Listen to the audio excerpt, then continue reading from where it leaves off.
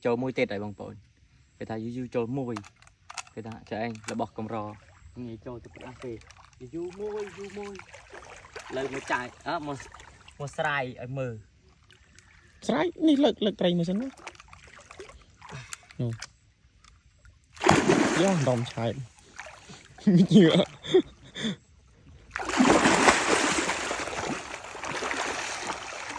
che hình nha lăn che đây nó khang nơi thì khơi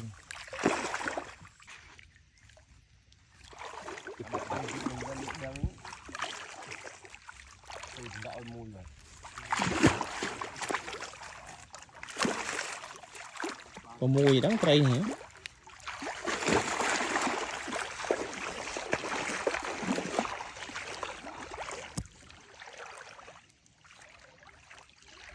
trời vậy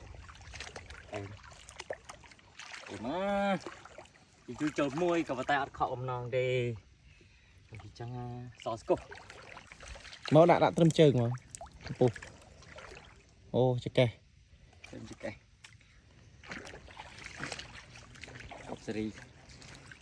em có môi cái lỗ